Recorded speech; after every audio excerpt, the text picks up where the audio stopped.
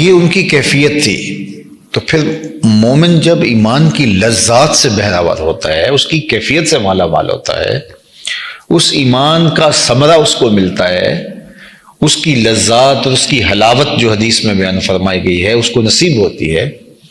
تو پھر تو وہ ایک ایسے خوشگوار ماحول میں ہوتا ہے، ایسی لذات ہوتی ہے کہ وہ دنیا میں جنت کا مزہ لے رہا ہوتا ہے۔ لیکن یہ اتنا آسان نہیں ہے،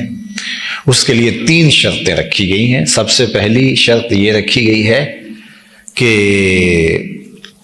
ایمان کی حلاوت اور لذت اس کو نصیب ہی تب ہوگی جب اس کو اللہ اور اس کے رسول کائنات میں سب سے زیادہ محبوب ہوں گے۔ اور یہ صرف زبان کا عمل نہیں ہے، یہ اپنے رویے سے اور اپنے طرز زندگی سے میں ثابت کرنا ہوگا۔ اور دوسری بات ارشاد فرمائی کہ اس کے لیے معیار جو ہے وہ اللہ اس کے رسول کی محبت ہو۔ وہ کسی سے بھی محبت کرتا ہو تو اس لیے کہ اللہ جل شانہ نے اس سے محبت کا حکم دیا، یہ رب سے نیڑے ہے، یہ رب سے قربت رکھتا ہے، اور شرعاً اس کی محبت میرے اوپر واجب، لازم، مسنون یا مستحب کی گئی ہے۔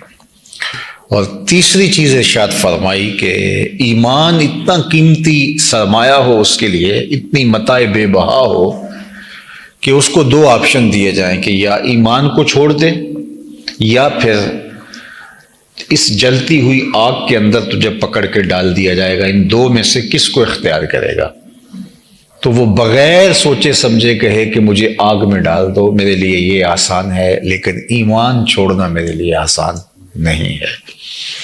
مجھے اور آپ کو اپنے اندر اتر کر کے دیکھنا ہوگا کیا ہماری یہ کیفیت ہے۔ جو قسم ہے اس کو بھی ایمان کہا گیا ہے،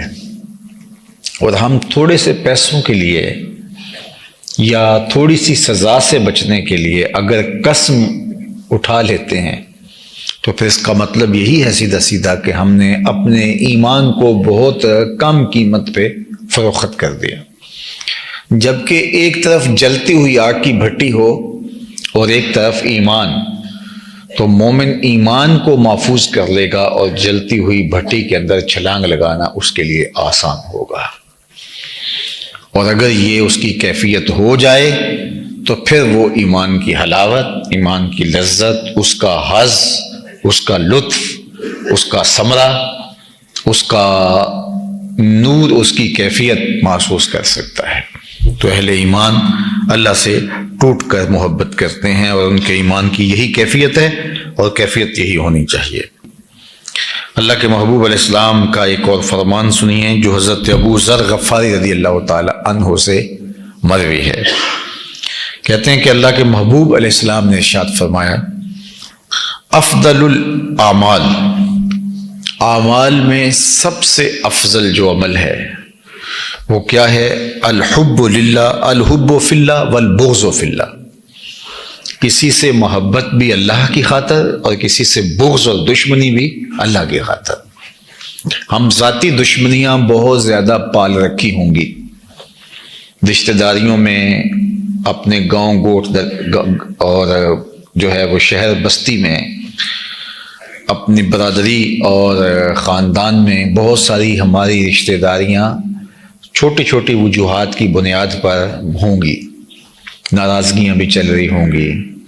لیکن میں اور آپ یہاں بیٹھے بیٹھے سوچیں کہ ہماری اللہ اور اس کے رسول کے لیے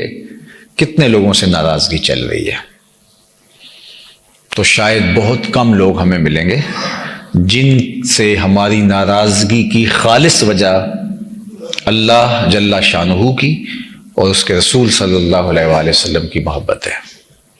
اسی طرح دوستیاں، ہماری کاروباری ریلیشن ہیں، ہمارے لوگوں سے جو ہے وہ رشتہ داریوں کی بنیاد پر تعلق داریاں ہیں، ہماری تعلق داریوں کے اور بہت سارے اسباب ہیں، سیاسی ربط ہیں، معاشرتی ربط ہیں، اور ہم اگر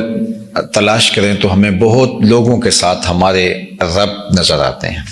جب ہمارے ہاں شادی بیاہ کی تقاریب ہوتی ہیں تو اس وقت جب ہم کارڈ لکھتے ہیں تو ہم کاروباری لنکس جو ہوتے ہیں اس اعتبار سے بھی لکھتے ہیں، رشتہ داریوں کی بنیاد پہ بھی، دوست کی بنیاد پہ بھی، اسکول فیلو ہیں، یہ کالج فیلو ہیں، یہ ہمسائیگی ہے، یہ جو ہے وہ یہ مختلف دائرے ہمارے بنتے ہیں۔ تو ہماری محبتیں لوگوں کے ساتھ، اسلام اس کی نفی نہیں کرتا، یہ پہلے میں بتا دوں، اسلام اچھی معاشرت کی تشکیل کے لیے حوصلہ افزائی کرتا ہے، لیکن میں اس حدیث کی روشنی میں اپنا جائزہ لے رہا ہوں اور آپ بھی اپنا جائزہ لیں کہ جب ہم دیکھتے ہیں کہ لوگوں کے ساتھ ہمارے تعلق کن کن بنیادوں پہ ہیں، تو بہت سارے اسباب محبتوں کے ہمیں نظر آتے ہیں، تو ان میں ہم یہ بھی فہرست کبھی بنائی کہ یہ لوگ جو ہیں ان کا ہمارا تعلق صرف اللہ کی اور اس کے رسول کی محبت کی وجہ سے ہے، اور اگر یہ لوگ بھی ہماری فہرست میں کافی نظر آئیں تو ہمیں خوشی ہونی چاہیے، اور اگر ہماری فہرست میں ایسے لوگ نہ ہوں جن سے خالص محبت اللہ اور اس کے رسول کی وجہ سے ہو، تو پھر ہم سخت خسارے میں ہیں، سخت نقصان میں ہیں۔ تو الحب فی اللہ والبغض فی اللہ، ہماری محبت کا معیار اور ہماری نفرت کا، بغض کا سبب اس کی ذات۔ اور اللہ کے محبوب علیہ السلام نے کیا فرمایا؟ افضل الاعمال، اعمال میں جو افضل ترین عمل ہے وہ یہی ہے کہ محبت بھی اللہ کے لیے ہو اور بغض بھی اللہ کے لیے۔ اس کی تفصیل ایک اور حدیث سے ہم سمجھ سکتے ہیں جو اللہ کے محبوب علیہ السلام نے ارشاد فرمائی، جو حضرت برا بن عازب رضی اللہ تعالی عنہ سے مروی ہے۔ فرماتے ہیں کہ ایک دن حضور علیہ السلام نے ارشاد فرمایا، کنا جلوسا عند النبی صلی اللہ علیہ وسلم، ہم حضور